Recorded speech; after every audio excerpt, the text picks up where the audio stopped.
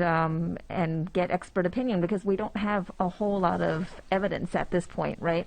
This whole virus only started in December 2019, so a lot of it is going to be expert opinion rather than evidence-based. But the idea is, what's the best way to reopen while minimizing the risk of more infections. And let me add to that. So what we're looking for is guidance for the City Council and the court, the mayor and the judge, as we make decisions about how we relieve some of the social distancing or go back into it, based on what protocols are needed, what kind of testing capacity do we need, how are we isolating folks that might turn up sick, and ensuring that we're not making these decisions arbitrarily, but we're doing so to prevent another wave of infection occurring.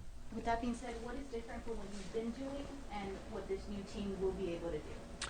So a lot of what we've been doing right now is simply doing the crisis response, but there has been a national conversation now about, well, when does the economy open back up? When can businesses start running? And we know we can't do that arbitrarily. We can't do that carelessly. What we have to have as a set of conditions and circumstances in place to ensure that as we continue to see infections in our community, they don't turn into another outbreak that causes us to have to go back into the stress that we're in now. So relieving some of those social distancing requirements has to be done in a very careful manner that's guided by the public health professionals in our community. And I think that's going to vary across the nation. New York City, as we all know, has the worst problem of anybody in the nation, and some states have less problems than we do.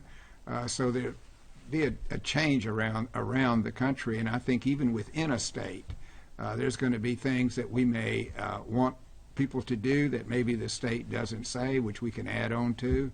So this is a very important step that we're taking today, and we will follow up with that with the private sector as we get the recommendations back from the Health Committee about how they would start in their particular avenue of work in the economy and how they would handle it at their own companies. Mayor, I wanted to ask you about a situation at one of the fire stations. I believe that there are 28 COVID-positive firefighters, and that seems quite an anomaly. Do you know how that situation might have started? So let me be clear, and Dr. Wu can probably speak to this a little bit as well. There are not 28 positive firefighters. What we know right now is that there is a lot of folks who are in quarantine being observed to make sure that they don't turn positive. But I think, how many, Dr. Wu, do we have confirmed that are positive? Yeah, you and I were on the same call this afternoon. It was several. I feel comfortable saying. It's not more than 4, I believe. So.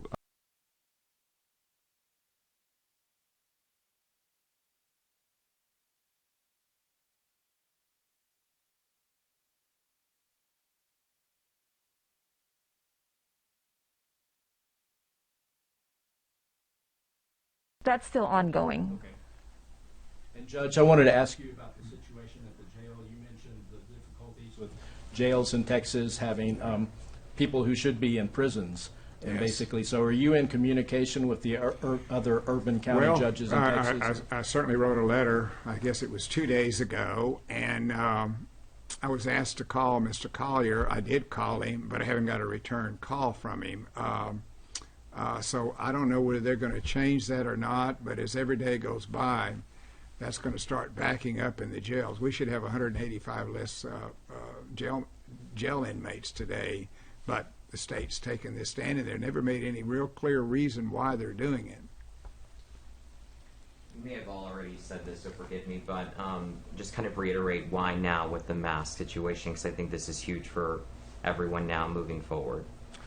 You know, I think this is the next step, obviously, and as we know more about the behavior of this virus over time, this becomes the natural next step. We've issued guidance already in conjunction with the CDC now about a week or so ago to get people used to wearing masks, and I think that this is where we need to go next, guided, of course, by our health authority.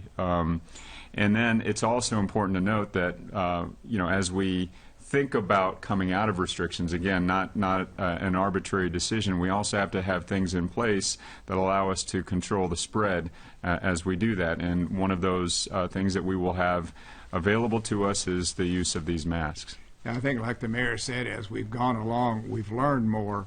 I remember when the directives first came out of the national level from the CDC, I guess it was, and at the national level, they didn't encourage wearing masks. Said it wasn't necessary, that the most important thing was to stay 6 feet away, which is true. But now, I think as we've learned, I think we've seen some success in Hong Kong and Taiwan, where early on they got masks up and going. And so we started pushing that here, I don't know, a few weeks ago, and now this becomes a mandatory issue. And let me add one thing, and I'd like to have Dr. Wu talk a little bit about the science behind the masks, but we're also trying to stay in coordination as best we can with other cities in Texas. And so we have seen now a couple of cities are starting to place these into effect. I think, for instance, Austin will go into effect tomorrow, I believe. So we're staying coordinated. But, you know, in terms of the medical reasons for using a mask, there's nobody better to talk about that than Dr. Wu. The CDC started talking about this as we learn more about pre-symptomatic and asymptomatic transmission, which means being able to transmit the virus before you have symptoms and maybe even without symptoms, although that's probably more rare. When most people think about masks, they think that they're protecting themselves from other people, but there's more science to show that it protects other people from you. So I was talking to the mayor about how I'm wearing it, even though it's harder to hear my voice, because I'm the one who's been at Southeast twice in the last 2 weeks, and I don't want to infect the mayor and judge. That'd be really poor form. It's one of the things I want to mention when we talk about health equity, which we try to do at Metro Health, and not just talk about it, but actually implement it or advance it, is that there have been places around the country where if an African American person is wearing a mask like Judge Wolf is, then they might look more scary, right? So it can also awaken our implicit biases, and we're conscious of that too, and we encourage people to realize that it could trigger an implicit bias. Other things about the masks, so while I've got the microphone. So it's important to wear it correctly over your mouth and your nose. And then if you've got this kind, then one strap goes over your ears and the other one goes under it. And if you've got the kind where you can bend it to fit your nose, then you do that. And if you're wearing it until it's moist, then you might be doing more harm than good, because those warm, moist environments allow bacteria and viruses to breed. So when you get done, at the end of the day, you want to wash it. You're going to take it off without touching the front of it. You're going to fold it. Here, I'll you're going to take it off without touching the front of it, and then you will fold it up so that you're not touching the part that's dirty, and then put it in something that's like a paper bag, or I'm using an envelope, but put it in something so that it's not touching other surfaces, and then wash it with your laundry or wash it in the sink. And it is not a substitute for social distancing, because that's a lot more powerful than wearing the mask, is keeping that 6 foot distance. So the mask is for when you can't really keep that 6 foot distance. And we've also specified in there cloth masks, because we also want to ensure that our frontline medical personnel, first responders, have access to N95s, the surgical masks that are in shorter supply. How will you enforce the masks? Will there be fines? And if so, how much will a fine be? Yeah, so just like anything else, violations can be enforced. But look, this would be difficult to do that. So as with anything else, we are relying on the common sense and good nature of San Antonio community. We're already seeing people use masks voluntarily. At this point now they are mandatory, but we don't think we need to run around and with a cane and tell everybody to get in their mask. We think they're going to do it because they want to stay alive and stay healthy. So at this point, there's no fine violations? There is. You know, the enforcement mechanisms are in the order. And of course, if there are egregious violations, we will enforce those. But I don't think there's going to be egregious violations of folks wearing masks that aren't going to be handled by the community around them, reminding them to keep their neighbors and their community safe. I also think this gives any store a good reason to check the people before they come in. It's not just their policy, it's now a mandatory policy of the city and county. Mayor, Can you explain to me the 25% rule, because that's a C of O limit, and is that usually a number that's set by the fire marshal's office? Yeah, essentially it is. The C of O capacity is the maximum number of people that would be able to safely fit into a facility. And that has a lot of factors, including how fast it would take to evacuate people safely. So what we are saying, and our attorney's office worked with other communities and looked at a lot of best practices, is that 25% of that capacity now is the limit for those retail establishments. So businesses are really going to have to step up in 3 days. They're going to have to provide masks for their employees, and they're going to have to start regulating the flow of customers coming in. That's right, and we think we've observed that a lot of them are already doing that to some degree. Some of the most trafficked retail establishments in our community, the H-E-Bs and other groceries and retails. But we're reminding folks now, we're reminding folks now this is a mandatory requirement to ensure social distancing. And remember, most retail stores are not open today. I think we have food and a few exceptions, but by and large, most of them are not open today. Yeah, so good clarification, Judge. This order does not open up other businesses. If you're an exempt business that's allowed to operate, then these requirements pertain to you.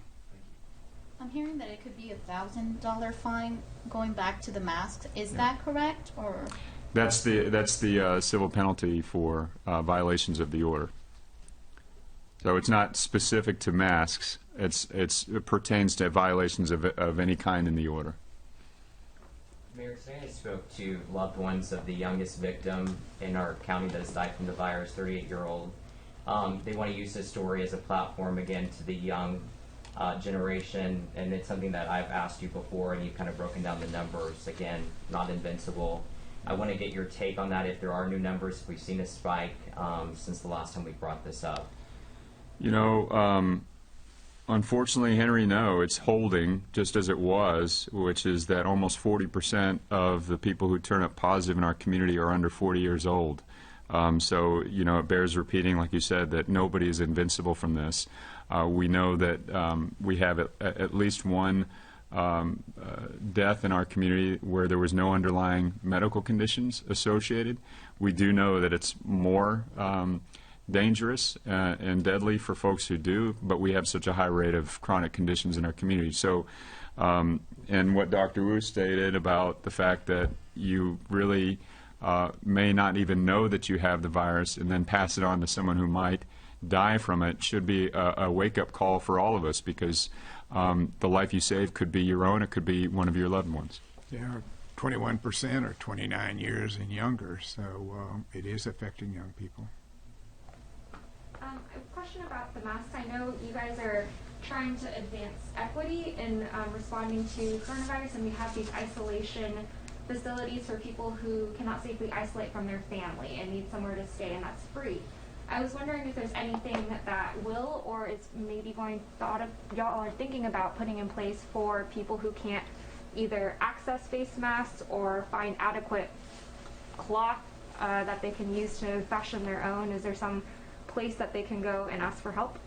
Yeah, on the website, on the sanantonio.gov/COVID-19, we have a page and how you can make your own mask. If somebody needs help getting a mask, there are a lot of vendors and companies now that are making them. So we'll try to connect them with the proper protective attire as best we can. But making a mask is pretty simple. If you have a shirt, you can make a mask. And don't forget now, you can wear scarves, bandanas, and handkerchiefs. Everybody has some of those around the house, I'm sure. Maybe Dr. Wu can give us a tip if somebody's struggling to find a mask, what they could do on the fly. Well, there is a video on the CDC website of the Surgeon General using a T-shirt and 2 rubber bands to make a mask. So it's not too hard.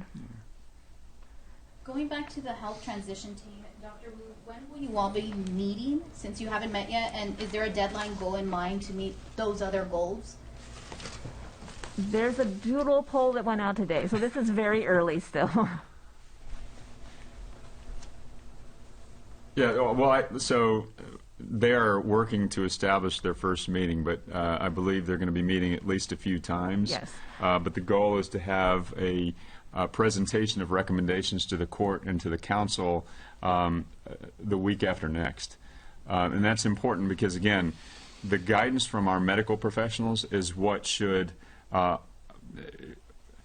recommendations from our medical professionals is what should guide policymakers in determining how we ease out of or back into social distancing requirements.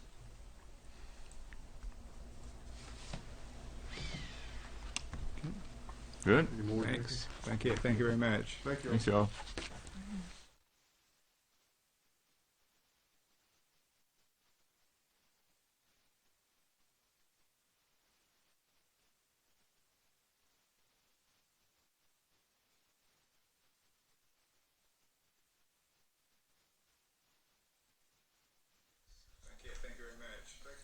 Well, what is your fear level when it comes to coronavirus COVID-19? So put it in the comments below. We just got finished watching Ron and Nelson and Dr. Wu with their daily update. Starts every day at 6:13. So a couple of key points right off the bat.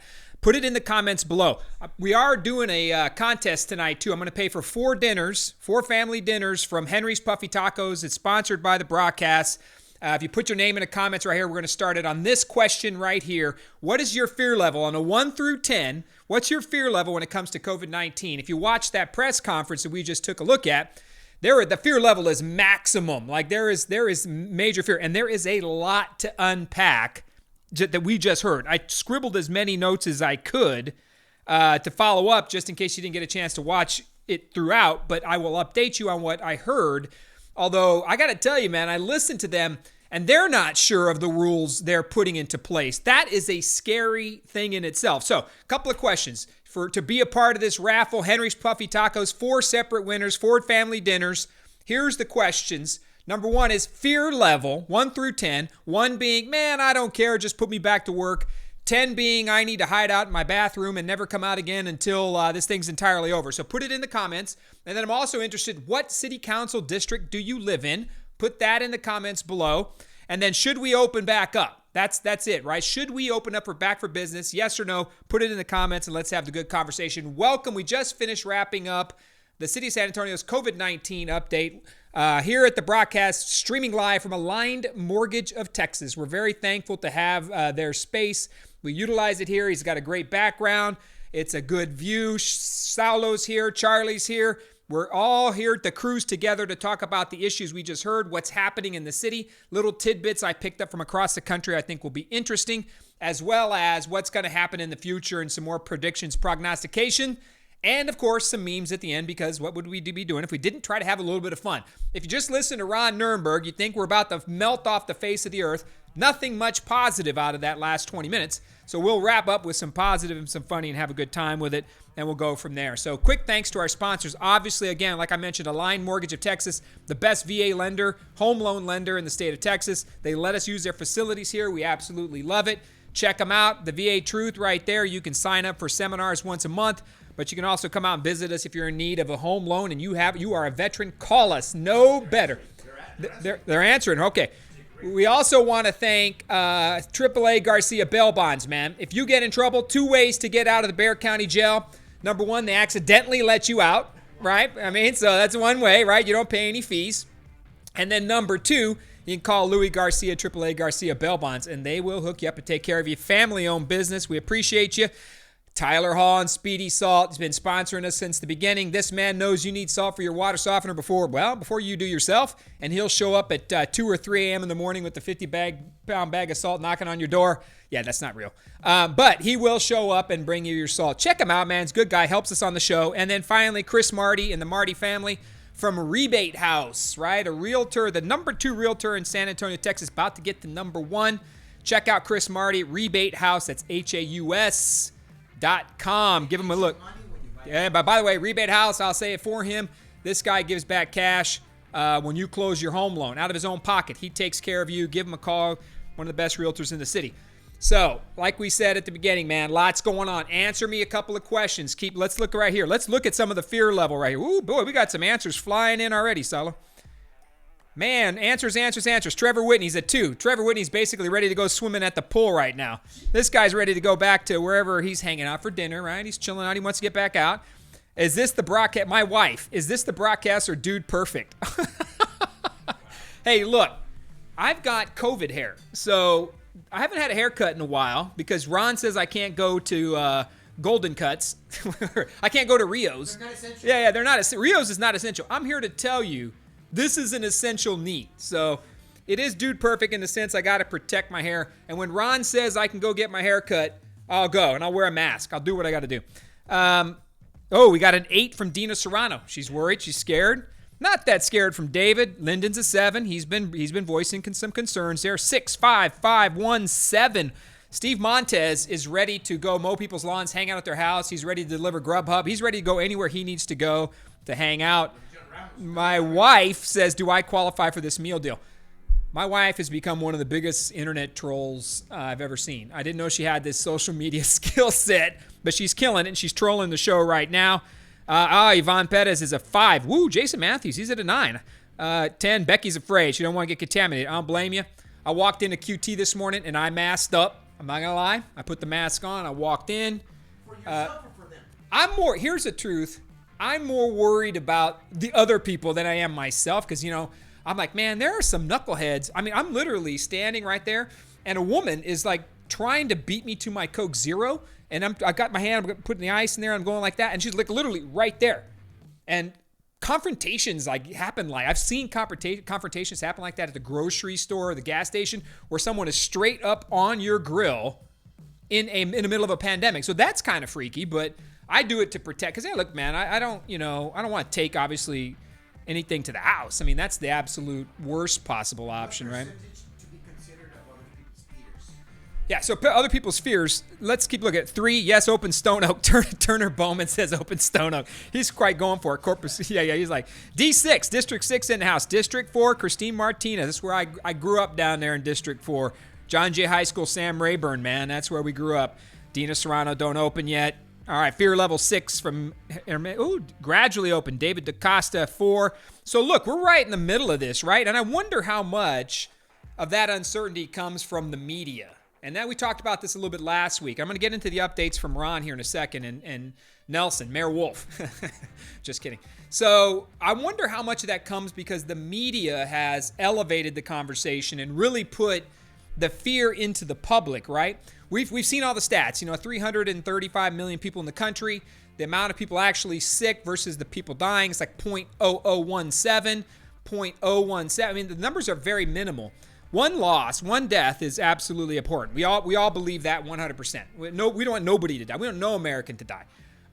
But the mortality levels versus the infection levels, the country has really turned a corner. I mean, if you think about the coverage, it has actually decreased the negativity over the last couple of weeks. But leading up to the last couple of weeks, it was as if the country was going to melt off the face of the earth and we were going to lose. I mean, Dr. Fauci, Ms. Birx, the WHO, everybody was projecting 200,000, 300,000 deaths. And so those things start to drop down. Now the estimates have been revised down to about 50 or 60,000, which is terrible, don't get me wrong, which is equivalent to flu deaths.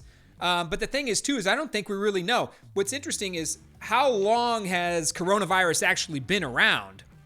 Because as we test more, or we find an antibody test, which tells us who was infected but recovered without knowing it, as we have more knowledge, more testing, which, by the way, San Antonio has lagged behind in the testing game. I'll get to that in a second. But as they test more and more people are recovered, more people are found to have been sick maybe and recovered, the numbers of infected versus the numbers of the mortality rate is decreasing. So we're testing more and those numbers are decreasing. And as we heard today in the briefing, hospitalizations are down, as is ventilator use. Those are all positive goals, but there are still some things everybody needs to be concerned about. So we've got to think about it, we've got to talk about it, and we're going to get on right now. I want to make sure we recap. Let's see here. We got any people comments? David got 1.6 million cases by Easter. That's what David DaCosta said. That was a guess there. We have to be vigilant, but we are at the peak. The economy is suffering without the precautions. Tina Cortez. Trey Box is watching. Trey, how are you? District 6 is in the house. Open it up from Tim Lippard. Mayor Wolf. Dina Serrano liked my Mayor Wolf joke. So let's recap what the mayor and some of the rules that just came out. So 900. Can you put up, because I'm sure my wife doesn't want to see Dude Perfect. If you don't know what Dude Perfect is, you got to go check it out on YouTube. These guys do trick shots and they just do amazing sports trick shots and games. You got to check them out, dudeperfect.com, or just Dude Perfect them on YouTube so you can understand the joke. Put up COVID-1. Yeah, that's the list, the stats from today. So here we go. 918 cases is the update. This is online, so you can check this stuff all out at the cityofsanantonio.gov, right? So it's out there, sanantonio.gov. That shows 890. Tonight we found out, of course, it's 918 with 37 deaths. 76 have been hospitalized.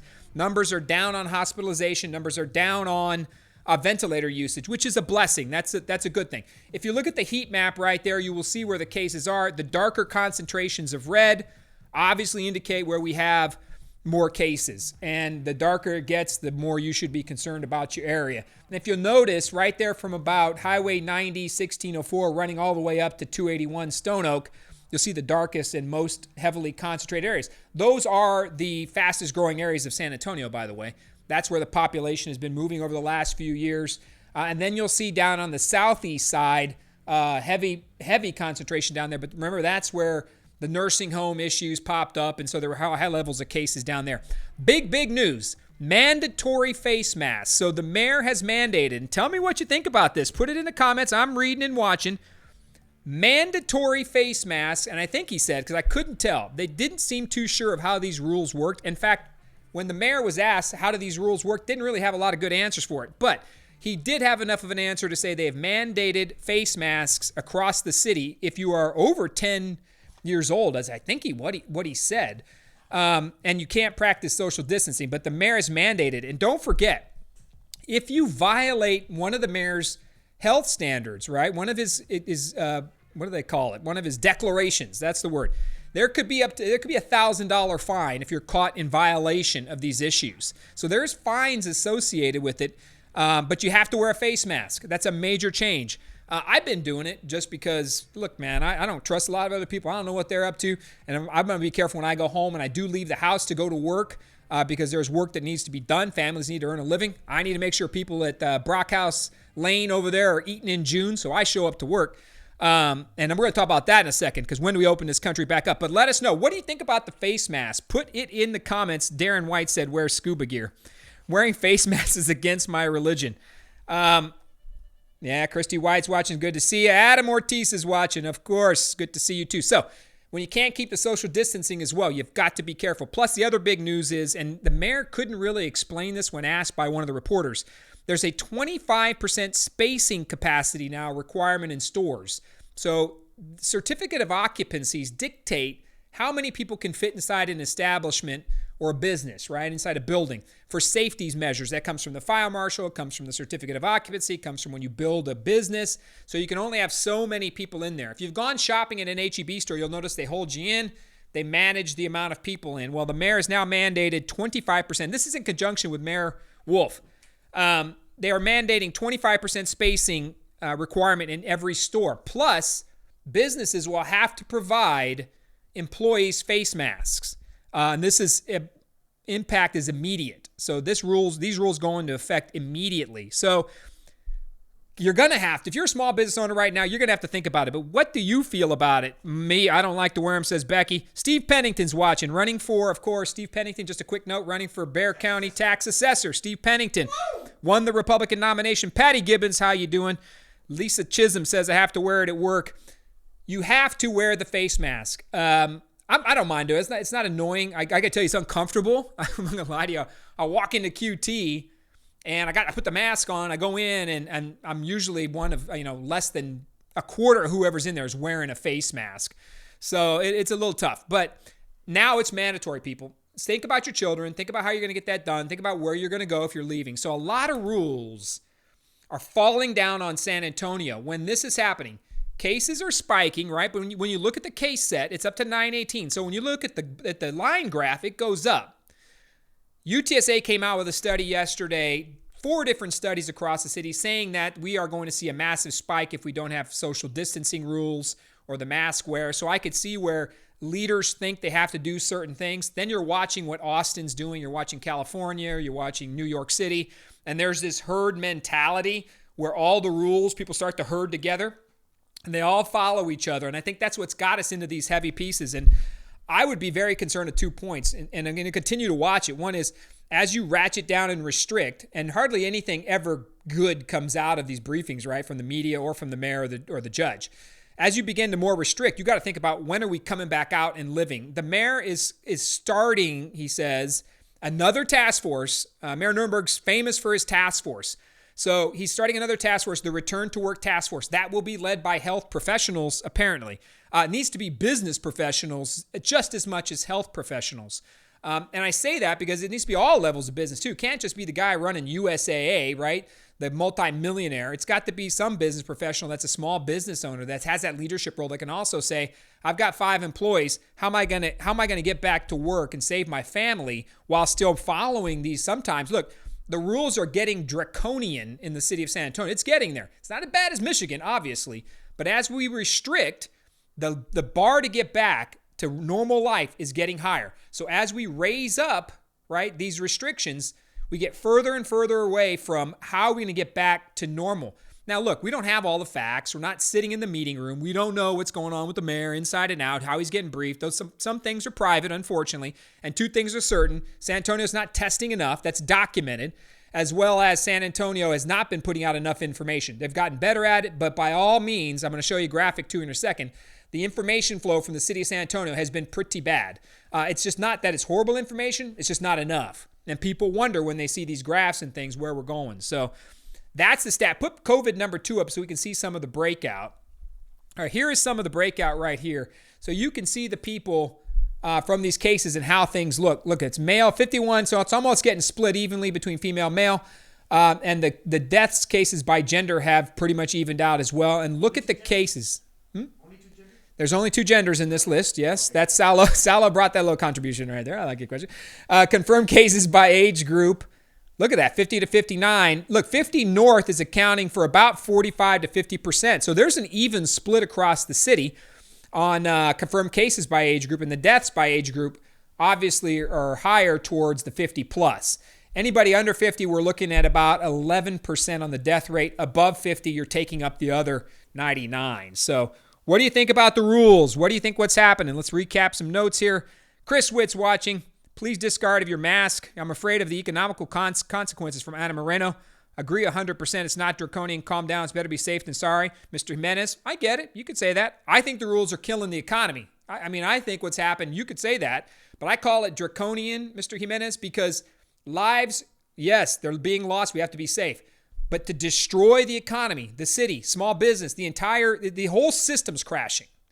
And if this continues on, right, without a proper balance, some of these folks are never coming back. And those are the things that I think, and look, nobody's perfect, right? You got to make the call as a leader.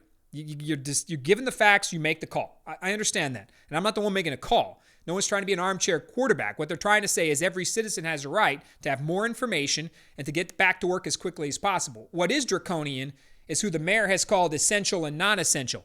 Every job is essential for the person who has the job. Out of a job means you don't feed your kids. And now we're waiting on federal stimulus payments that are dragging, that don't show up, small business loans that run out of money. It's just gotten really bad. So draconian kind of covers a lot of this because you can't just restrict and tell people to stay home when you're the mayor of San Antonio and you got a security detail, you've got the best health care. Oh yeah, by the way, you're sitting there getting your paycheck. It's easy to restrict, Judge Wolf, Ron Nirenberg. It's easy to restrict people 100% when your checks, I'm telling you right now, those guys on that stage right there, Ron and Nelson, not as essential as they think they are. And I've said this before. There are far more essential first responders and frontliners, nurses, police officers, firefighters. Those are the essential workers. And their checks are still rolling. I don't care too much. If I'm on the council, you know what? I got to think too about what I'm showing, still drawing a check while cutting everybody else's human rights, right? Their constitutional rights are getting challenged right now. And what kind of country are we going to be? Trey Jacobson just logged on. I tell you what, Trey Jacobson was the former chief of staff for Ron Nirenberg. Wicked smart guy. So Trey and I don't see eye to eye on a lot of stuff, but he always shows up and brings the professional argument. So Trey, it's good to see you out here. You may disagree. Trey, put it on there, man. Let's talk about it. Come on next week. Trey, you should come on. Next week, yeah. Trey Jacobson, come on, man. Come on here and tell me how wrong I am. I'd actually love it. Kathy Tomorrow, it's good to see you. Liz Hart. So the mayor has given his updates. Judge Wolf is there. That's where we are. That's the quick look. 25% spacing, mandatory mask, $1,000 fine if you violate health directives. And I think that's it. A health task force is being formed to help return us to work. And that will be it. Business will have to step up. That was the words from the mayor and the judge. There were 4 firefighters who have tested positive for COVID-19. An entire fire substation has been put on quarantine. 918 total cases, 37 deaths. And some good news in the fact that some of these items are decreasing. And you got to wear a mask. Figure it out. If you can't figure it out, shoot me a message. We'll help you. We're going to get into some of the news of the day, but on COVID-19, I want to hit a few key points. But don't forget, I'm running a contest. 4 family dinners for Henry's Puffy Tacos. I went to this place. My wife and I have been eating there. My wife's been eating there for 30 years. Me as well for a long time. You can get pina coladas and margaritas. Salo's laughing because he did. Yes. So through the drive-through with the meal. Of course, Rick Lopez and his family business. The green enchiladas are excellent. Yes. All right. You can get the famous Puffy Taco there. So we're going to do 4. All you got to do is put your name in there, make a comment. Are you afraid? What's your fear level, 1 through 10? What are you looking at? What district do you live in? Curious about that. And then finally, do we go back to work or not? When? When do we go back to work? Let's get into the major notes here. So let's do some notes. Start with COVID number 3. Let's see where we're at. We're doing a little random shot here. News of the day. San Antonio Fire Station closed for deep cleaning after 3 firefighters test positive. It's actually up to 4 now. And look, man, you could be on any side of this battle.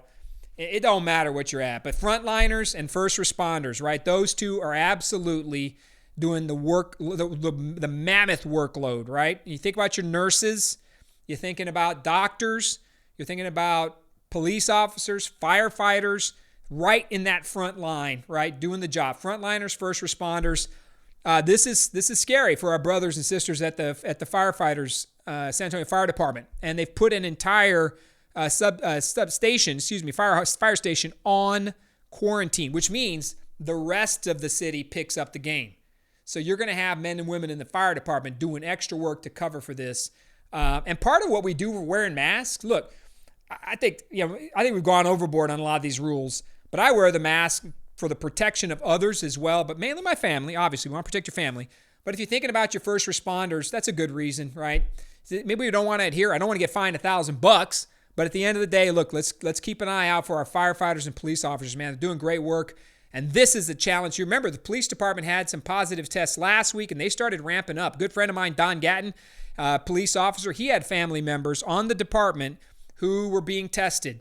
And it scared the crap out of him, man. It really did, because that's his kid, right? And his child grew up, got on the San Antonio Police Department. She's being tested, and poor Don, man, sitting there wondering, praying that his daughter's health is there.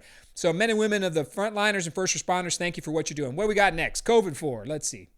This is the kind of stupidity right here. Man claiming to have coronavirus has aggressively coughed on officers after he was caught at Native American burial site. Right? These are things that are happening across the state right here. This isn't in San Antonio, and you can see the guy's jacked up. But these are the kinds of things that when we talk about, we don't know what the hell the unprepared is doing. Like, we have no idea. So part of this is personal protection. So I really think about the mask when I'm in places that could be considered somewhat sketchy, right? So like a gas station, when you're interacting with people all over the place. I come to work, I'm very careful. I keep my distance and those kinds of things. You got to continue practicing your social distancing. So think about it. But this type of stuff, again, shows some respect for first responders. What's up next? Yes, this is okay. I wanted to show this one because Bob Rivard from the Rivard Report. I do go and bring a lot of their stories on the show sometimes, especially the ones by Irish Dimmick, one of the best reporters in the city. Bob Rivard has always been known kind of as a city spokesperson, right? Like, I'm not going to go that word, but maybe spokesperson's a little harsh in today's world, but he's been a big advocate for the city. Always writes positive. Even Bob Rivard, I wanted to show this, said San Antonio needs more testing, better communication to chart its coronavirus recovery. Bob's right. More testing, more results. And what we'll find out, as we test more, it's not as bad as we thought. Yes, we're going to find more cases. But the real question is going to be, at the end of it, when we look at all this thing, and if it's 0.0017 on the infection rate, we're going to start to reevaluate. Look, we can't armchair quarterback it in the middle of it. I get it. But at the end of this, when we recap how all this was, how we all interacted with each other and all the pain we took, we're going to know if it was worth it.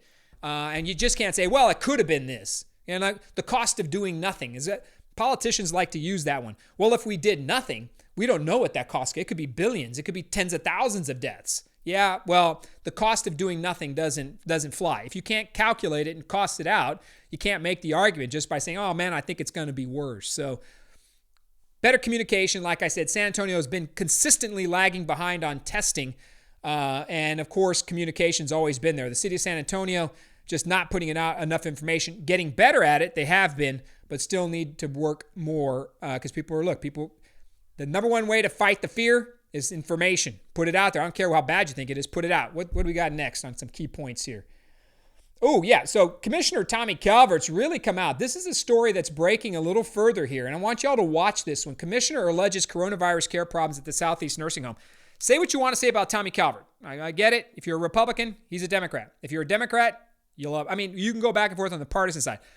Tommy Calvert tells it exactly like it is. Like, he just holds nothing back. So you may disagree with him, but he's going to make an argument, and he's going to come at the issue strong. And he's going down to the Southeast Nursing Home, raising the flag. Plus, we moved, right? The city of San Antonio moved patients to the east side in a nursing facility called River City. Watch this one. I don't know if the news is going to hit this one. The River City Nursing Home over there has a horrible history, right? And it is a known problem area in the neighborhood and community. The city tried to hold yesterday a public meeting on the east side at a fire station, a public meeting. They tried to hold one with the mayor of San Antonio, the city manager, and they invited community members, the District 2 council person, to have a community meeting. Today, they're ratcheting down and putting more rules on us, masks and businesses and all these other things. But they tried to hold a public meeting yesterday to update the community on COVID-19 in the nursing home at River City. We can't do that. Don't talk out on one side and do something else over here.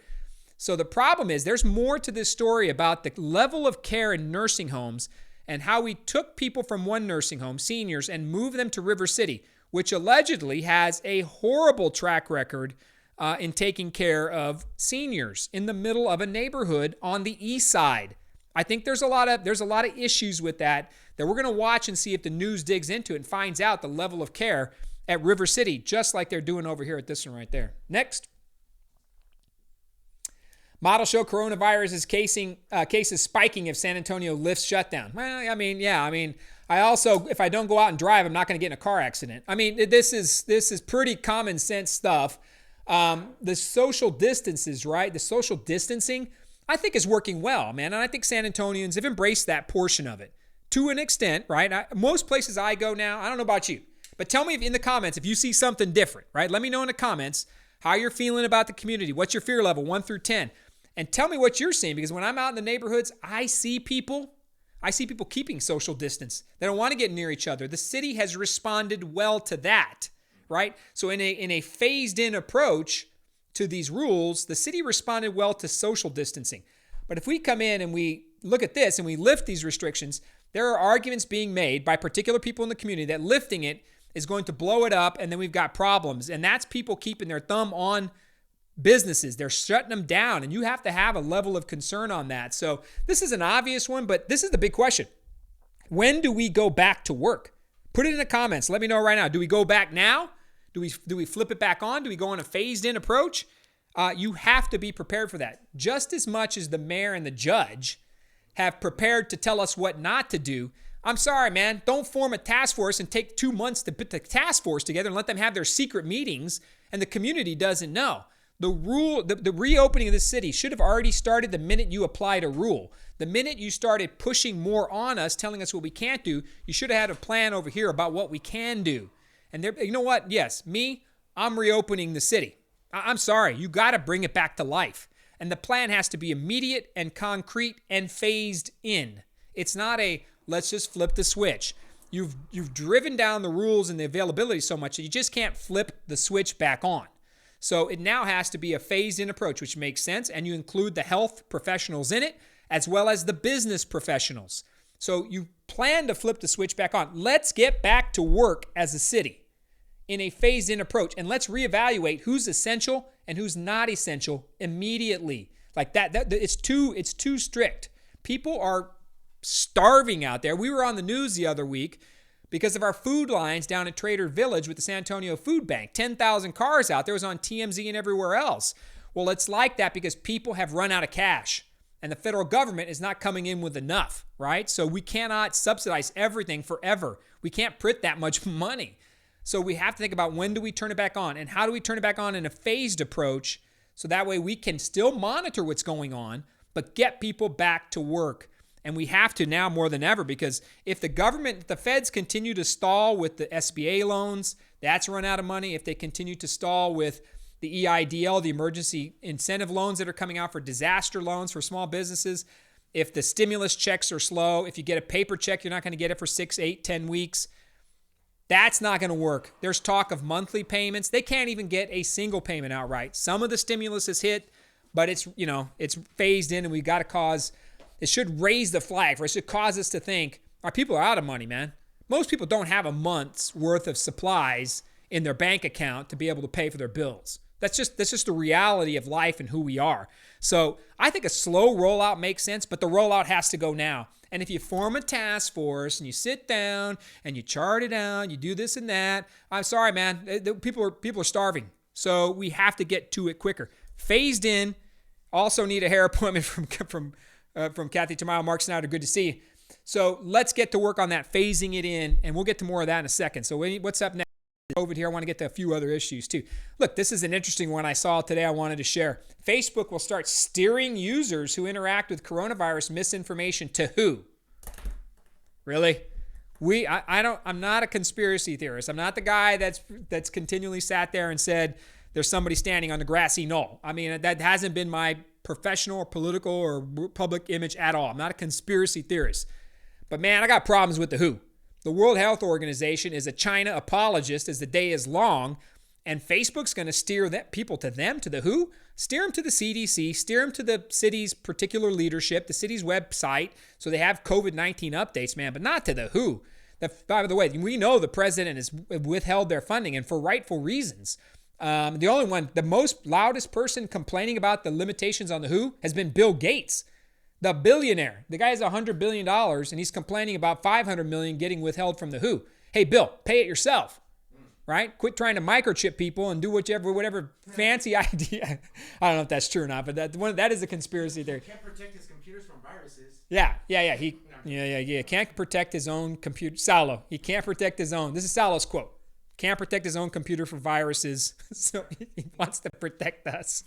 Yeah, Bill Gates has none of this training, right? But suddenly he is now one of the preeminent voices on recovery. I don't get it, but it is what it is. The man's got $100 million. What do we got next? Be careful, man. If you click something in there, watch this because Facebook's amazing like that.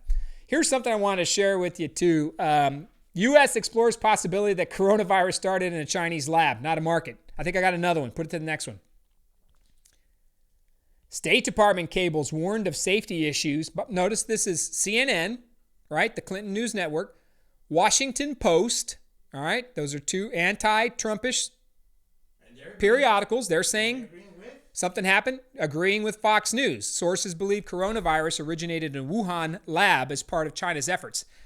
Look, man, you remember back in January when the president shut down the president shut down flights from China. And Nancy Pelosi and Joe Biden and that whole crew screamed xenophobia, racism, China hater, you're disgusting, and all this other crap. Turns out the president was right, at least on that decision, right? He was right. We can't fight that fact.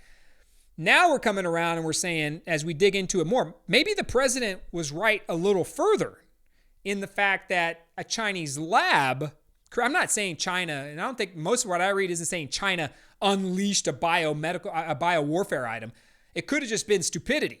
And they're tinkering with these items, and what, according to most of these stories now, which are aligning different media sources. This isn't just Fox News. It's the WAPO, Washington Post, CNN, which is a little incredulous about it, but still reported it, and Fox News, all saying, did this start? And are we going to find out that it started in a Wuhan lab when somebody may have carried it out? Because they're testing bats and other types of coronaviruses. And man, don't stand there and defend China and Xi Jinping or where I can't remember Xi Ping or Xi Ping. I can't pronounce it. Chairman Xi or something like that. He is hiding all kinds of information, right? We're to believe that China, 1 billion people, right? Wuhan, 6-8 million people in that city, 80,000 cases. Well, 10,000 dead. I can't remember what the number was. 20,000 dead, 80,000 cases. It was something really ridiculously low. They probably got millions who were infected. They're not going to let that information out of there. Come on, man. This is a place that shuts off the internet if they have problems with you. If they want to control information, they tear gas you in the streets. Don't forget what China was doing to its people just before the coronavirus hit. What do you think they were doing? Protesting in the streets. What were the Chinese doing to them? Tear gassing them, beating the crap out of them. I'm not saying that. All I'm saying is this isn't a country that respects its citizens. Therefore, how do you expect them to respect the rest of the citizens of the world? Something's going on with this, and we may very well find out. We may find out that the president was right on that point as well, which was it was right to come in. I don't think you can trust him, right? That's it. And Liz Hart just said the AP's reporting it too. The president's gone after. Look, man, you want to say what you want to say about Donald Trump. This guy is a counterpuncher. Salah brought this point up earlier. He's not out there picking on people just randomly. He is a counterpuncher. He has been going after China because of what China has been doing to the globe and to our country in trade. And you can go right down the list of items. Plus now, this pandemic issue. Something's going to be there. We just got to watch it and let it play out. There should be an investigation on this too.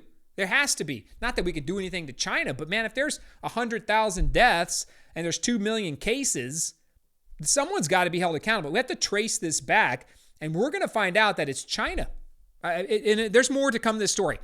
AP, CNN, Washington Post, Fox News, all reporting that there may be something there. And if you trust and you're going to sit here and defend China, oh my God, I'll remind you what they were doing to their democracy-fighting citizens in the streets of Wuhan, in the streets all over China. They were beating the crap out of them and trying to stomp out an insurrection.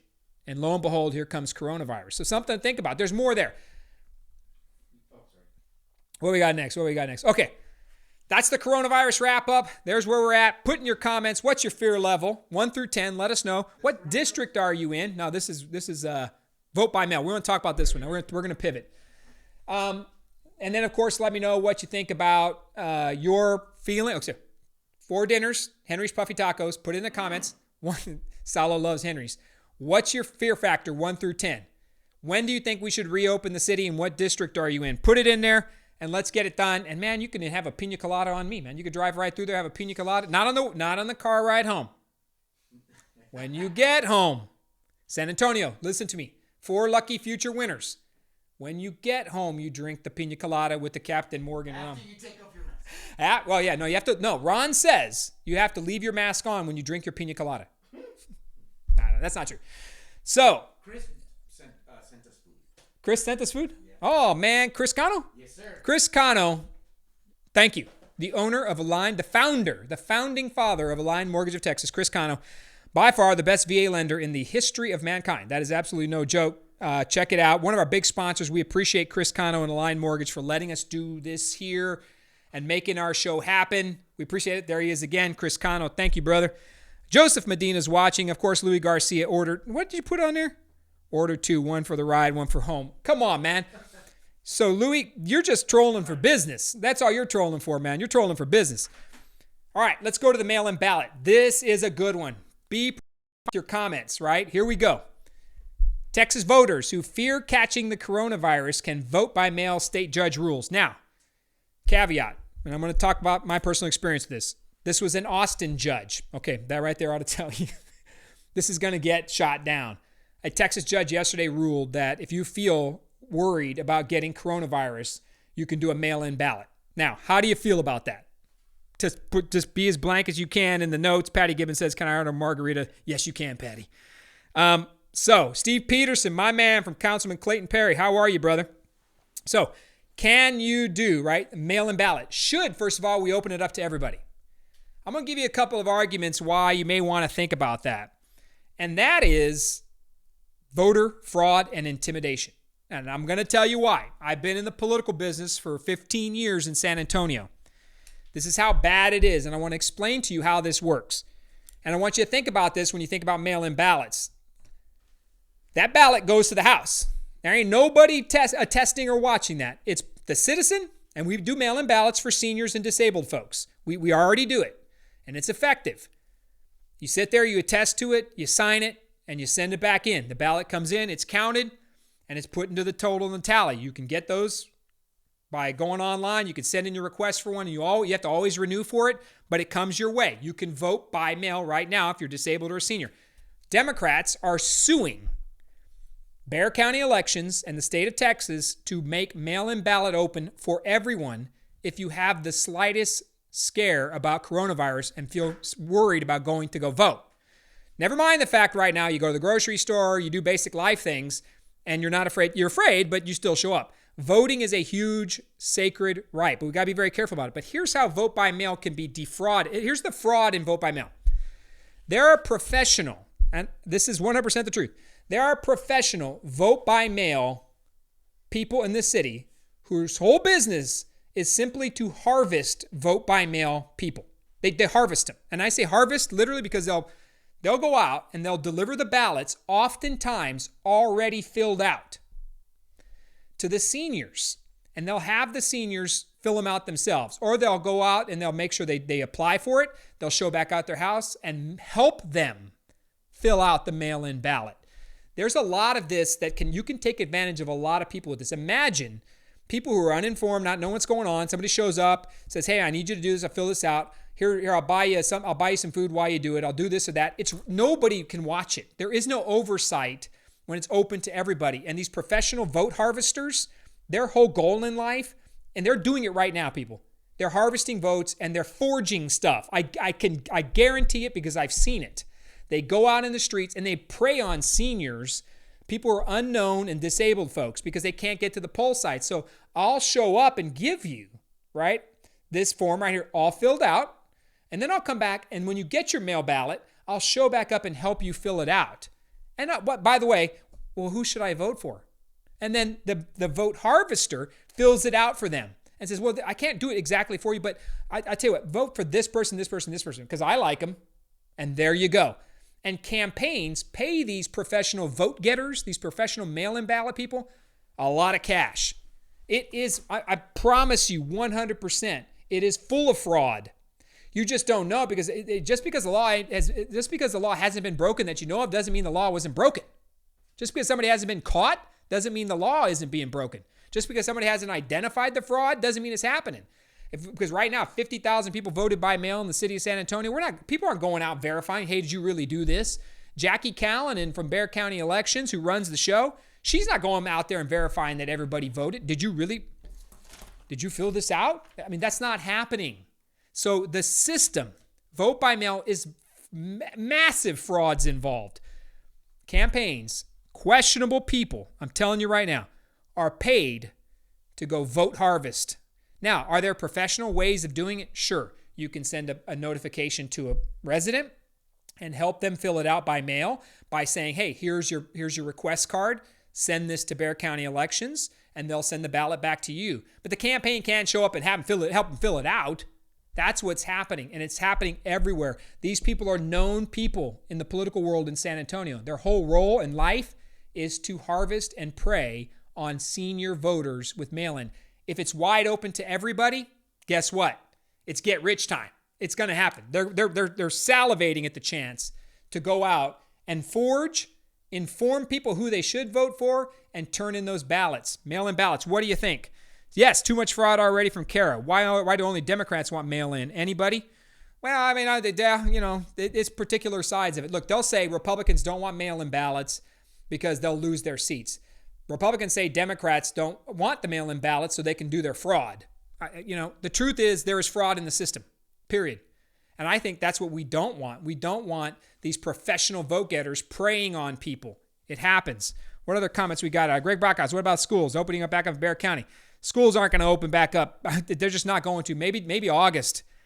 Mauro Garza is watching. Mauro is running for Congress in Congressional District 20 against Joaquin Castro. Check him out. Mauro Garza. Vote by mail. They want to do the fraud. I think fraud will be worse than ever. James Chandler, you're watching. Too much fraud in it already. Candidates send out ballots to people who do not request. That's right. I know who those people are. I have proof from Tina Cortez. Those of us, and Russ Latham, BS, people know these professional vote getters. They're known commodities. And I'm telling you right now, people know them. And the fraud is right in front of our faces. So the mayor and Ron Nirenberg and Mayor Wolf, just so you know, have signed on to advocate for 100% vote by mail. That's what they're doing. And you can imagine why they want it. So just think about it. It's just something to keep in mind. So missed a ton of other comments. Yeah, I know I did. Oh, yeah. Tobias tells me, man, Greg Brockhouse, get on your game. Tobias is like, you're going slow. Too easy to lose mail-in ballots. That's true. Military do it all the time. And census is good enough for mail. Voila. Well, I'm with you. I'm with you. But nobody, Tobias, good point. But Tobias, there aren't people going out that are paid to force seniors and other folks to fill out a census in a particular manner. This doesn't happen. And the military member that's overseas, that's an honorable person. We're mailing that overseas. We know that there's an honorable process in there when somebody's in a foxhole, someone's in a tank in the Middle East. They're filling out their stuff and they're getting it done. So I tend to believe that the military side of it is 100% honorable. Maybe there's some issues there. But on the other side over here, when it comes to vote getting, Tobias, people are being told how to vote. They're being told. It's actually given to them filled out. That's a little different than the census. My father's done census taking worked for the Census Bureau before. He goes out there and collects information, doesn't give the information. Vote by mail, they're giving it. So good comment, Tobias. So I like your other side to it, my man. We got to find a way. True, we got to find a way to expand it. More people should vote. The way to expand it is personal responsibility. If you care about your community, the way to expand it, go vote. If you're sick and tired of Ron Nirenberg or you love Nelson Wolf and Ron, go vote. If you think Donald Trump's a knucklehead, go vote. I'm not one of those guys that sits back and says, well, if you don't vote, you can't say anything. Bro, you're an American. You're an American. You could say whatever the hell you want to say in this country. You're an American. You've earned that right. However you got it, you earned it. You're one of us. But go vote, because at some point, you're just sitting there, spitting in the wind, man. It's not working for you. So good comments. Oh, man, I'm liking the comments today. Welcome to the team, Darren. There you go. I like that. Someone said Dominic Dina for District 20. Dominic didn't make the runoff. Mauro Garza did. Darren White, they have a team to get the votes. Tyler Hall is watching from Speedy Salt. Woo! Tyler Hall. What's the next one? Anything else on the vote by mail? I think that's about all we got, right? Mail-in ballots. Maybe I have a couple more on there. Mail-in ballot. Well, we've kind of beat that one senseless anyways. Go to the biz one. The biz. You can do, it's like biz 1, 2, 3. Okay. Here's some keynotes on businesses. All right, I got a problem with this one. I wanted to make sure we hit it. Small operations struggle, chains land the payment protection program loans. This is important. So the feds put about $350 billion into the payment protection. So if you are a small business owner under 500 employees, you can have help from the federal government in keeping your PPP, it's called payment protection, keeping your payroll going. So they'll loan you money at very discounted rates, sometimes forgivable. They will loan you the cash from the Small Business Administration and a ton of banks in the country to give to your employees, right? So you're paying your employees to keep them moving. The money is there. Up to 2.5 times your monthly salary you can receive in a SBA loan. The problem is the deal ran out of money today, and it's out. $350 billion is gone. It's overwhelming. I have a janitorial business. I applied. You know what? The money's out, and I'm trying to do the best I can to keep people working if I can. You know, it's tough. Now, this story here is a classic example of what some things are wrong. So Ruth's Chris got about $20 million in a PPP loan, in a payment protection loan. Now, Ruth's Chris has as a parent company, and there are multiple businesses under it. Ruth's Chris is one of them. Taco Cabana's out there. There's different types. Fiesta Group owns Taco Cabana. Ruth's Chris, I think it's called Ruth's Conglomerate or something like that. They all applied individually for their business lines, and they're getting millions of dollars. We're seeing more stories of larger businesses taking down millions of dollars in grants. My janitorial grant or SBA loan would have only been $20,000. That's it. And I'm not going to get that because the money's out unless the government comes and drops more cash in.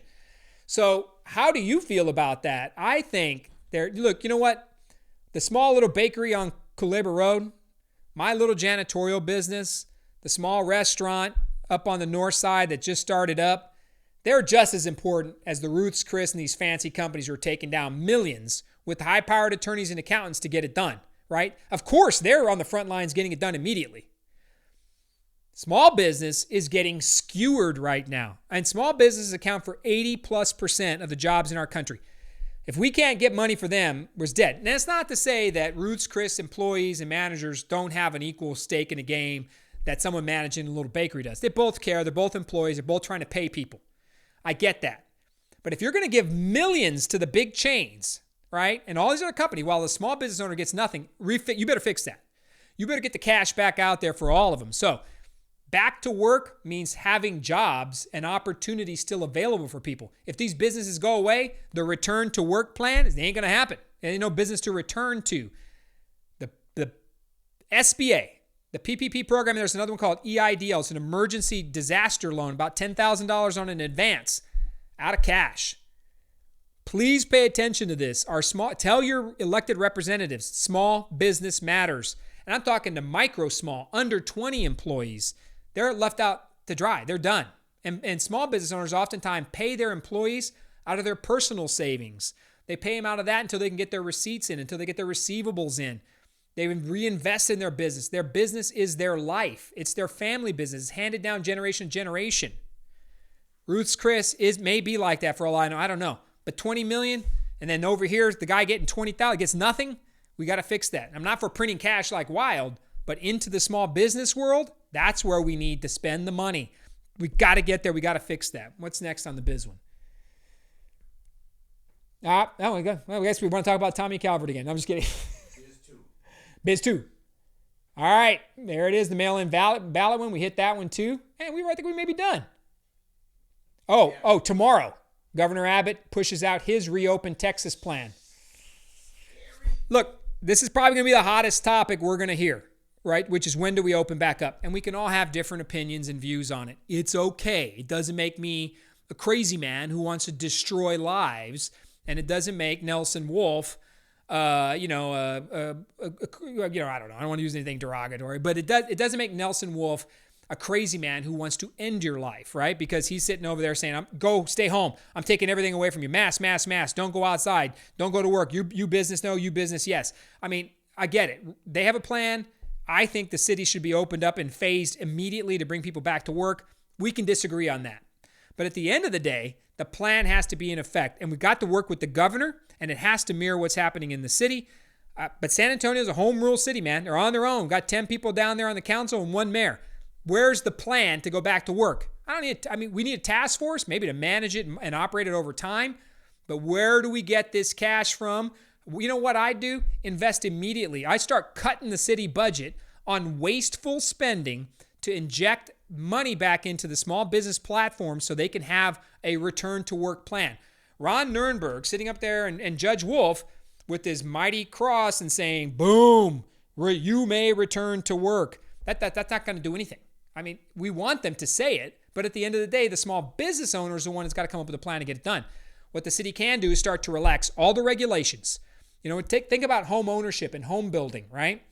Relax all the fees associated with building homes. Start to cut those fees, right? Remove them Stimulate the economy and growth. Put a small business task force together and give it $50 million and start putting people in small businesses across the city so that they can rebuild their business plans, operating expenses.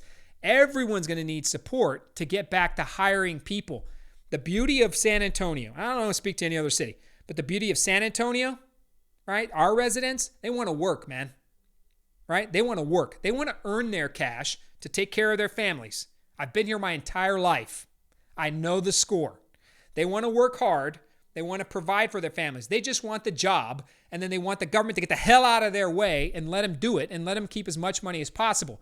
Our goal, we have to support small business. We have to put those plans in place so that cash, that plan makes sense. It's not enough just to give somebody 10 grand.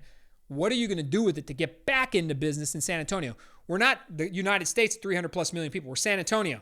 And take a look at San Antonio, start focusing on small business. Who are those micros that need the help, man? We got to get after, and that includes using people like Launch SA, right, which is a small business startup hub, UTSA's Small Business Economic Development Center, our Economic Development Foundations, and using some of these big banks, helping us get loans and capital to people. Look, if the feds can't do it, we got to do it. And we have to take care of ourselves. You don't hear that talk. There's no small business return to work plan. It should already be there. If we don't already have the plan, we're broke. We're behind. So I'm telling you, we're behind. So let's figure it out. What's next? We're about. I like this one. Yeah, let's leave it with this one. We'll go to the memes after this one. Yeah. Who urges restrictions on alcohol sales amid pandemic? Warns drinking can make the coronavirus worse. Yeah, man. And here I am advising you to go get a pina colada. Bro, you're against the who? I'm against the who. And against the We're gonna go encourage you to get pina coladas from Henry's Puffy Tacos while alcohol makes it worse. All right, let's go to some memes and wrap up some stuffs.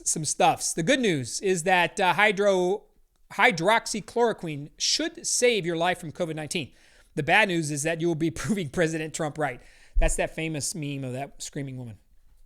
That's crazy. Corporate needs you to find the difference between this picture and this picture. They're the same picture. We already went after the who. I just love this shirt just because this is ingenuity. This is America, man. I don't care if you're Bernie or Biden. I get it. But the fact you took your Biden shirt, I don't even know if that's legit, but it's hilarious. I don't know if that cat really did it. Look at the sadness. The sadness. I was a Bernie. And just like that, people who hated plastic straws and cups love plastic gloves. Biden slams, I love this one, slams Truman over his handling of the polio outbreak.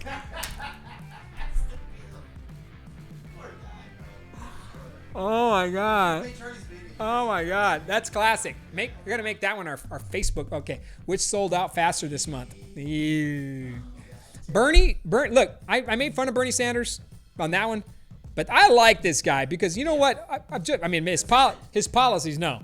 But man, you want to talk about the art of consistency and doing exactly what you say you're going to do? Bernie Sanders. Same message 40 years, and he said, you know, I'm going down with this ship. And he did. And now, of course, he's endorsing him. So, medical experts have confirmed Democrats have developed herd immunity to sexual assault allegations. This is going to be an interesting piece because Biden and Trump are going to have a lot of similar things to throw at each other. Just saying, it's going to be interesting. That was Babylon Bee. Joe Biden. See, he's licking. Okay, maybe if I had to explain that one to you, you don't know what's going on. This one's for Annalisa, my beautiful wife. Me taking my wife to get pampered the first day off of quarantine. Hey, that's Harry and the Hendersons, man. You ever seen that movie? You want to watch a movie with you tonight? After you watch Ozark, I'm in season 2. That's not mine. That's an extra one someone threw in there right there. Go watch Harry and the Hendersons. I didn't do anything for you. Barbers and hairstylists are essential. I'm telling you, man, right there. Look at that. I got it going. If oil goes any lower, might have to lay off some members of Congress. Hey, ooh, low blow. Check your bank account. I put a stack in there. And don't forget to holla at your boy in November. DJT. Oh, I love this one. This one's for Anna, too. I should get a kick out of this one. I just got the $1,200 stimulus check come through. You make less than $75,000? Busted. Busted. What do we got next? Okay, all right. So, look, those are some clean memes. Cleanish. We all remember the time we put Salo in charge of the memes. And it got bad fast. Like, really fast. Really bad. I don't even know why I'm putting these on anymore. All right. Oh, let's wrap up with some comments and we'll get out of here. Thank you for watching tonight. Where are we at? Oh, my wife made a comment. Oh, no. That's not good. Annalisa Brockhouse, burn. Oh, thank you. Thank you for that. I really appreciate you picking on my wife and making it worse. Bringing a football team. Hey. Wolf doesn't want small business to be back up. No one has gotten Stephanie's right. No one has gotten the $10,000 emergency disaster loan. It's sad. Some of us, El Gran Sabor, some of us should run for city council. Yes, fees are going up. Patty Gibbons is right. The council will never cut projects. Man, good comments out there. Annalisa Brockhouse, Tobias Green bringing a football team. Felt that one, Greg, from Dina Serrano. Look, we're at the end of the show. Everybody who commented, this is what I'm going to do. Put all the names in a hat, and I'm going to pick 4 family dinners. Henry Puffy's Taco, I think it'd be like a $50 gift card. I'll get you out there. I'll take care of you. We'll figure it out. Make sure you get the pina colada and or the margarita. Drive home first, then drink it. But enjoy it. Rick Lopez and his family are huge. As always, we want to thank everybody who helps us put this together. Alliant Mortgage of Texas, AAA Garcia Bail Bonds, Speedy Salt, and Rebate House. These 4 folks are doing their hard work for us. We film here, of course, at Alliant Mortgage of Texas. Thank you, Chris Cano, for doing the best for us. We're going to wrap this show up. Look, people, I got to say it because it matters. Aside from the fact we all need haircuts. The city, the beauty of who we are as a city, regardless of the leadership. And look, even if I was mayor, regardless of the leadership, this is a city that survives, man. It's built on hard work. It's built on faith. It's built on community. And maybe we're not seeing a lot of that right now, and we're not talking about it. Doesn't mean, just because our elected officials don't talk about it, doesn't mean it's not happening in our city. Faith is everywhere. Online church services, people showing up, they're praying. Some people in politics, some people in this city mock the prayer. Fine. We're going to keep doing it because it's San Antonio 300 years ago, built on faith. Community. I see people following social distancing rules out there. They're doing the right thing, and it's growing. We don't need Mayor Wolf and Ron Nirenberg telling us what more we can't do. We need them to tell us what we can do. We need to reopen the city in a phased-in approach, slow but steady, and get people back to work. People are not, this is the truth. People are not going to die just from the coronavirus. And we don't know what those numbers are ultimately going to end up being. People could potentially lose their lives, their livelihoods, over us destroying our city and economy because we followed the rest of the herd of the city. Only at the end of this will we be able to, cities across the country, only at the end will we be able to tell who's right or wrong. And frankly, I don't think there's a right or wrong. There's just these decisions that are being made, and we have to take them step by step, and we have to evaluate those decisions as citizens piece by piece. Should I have done that? Should I not have done that? The mayor and Judge Wolf have hit right a few times. They've swung and missed a lot, especially on the lack of testing and the lack of information. More is coming, though. That's thankful. But as more comes, we're going to see more positive test cases. And we don't want this on anybody. One death is too many. But people are going to die from starvation. Kids aren't going to be able to go to school. They're going to lose their futures. Their families can't pay their rent. People are going to be living on the street. This is the most San Antonio is the most economically segregated. And this is something Ron Nirenberg will never own up to, and neither will Judge Wolf. And it's on their watch. San Antonio is the most economically segregated city in the nation.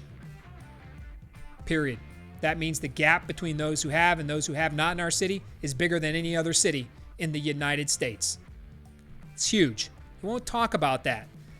So, shutting down this city has a bigger effect than shutting down Santa Barbara, California. The bigger effect here is there are more people per capita. The number one segregated city in the nation, economic segregation, in our city. So when we shut down, it hurts double here.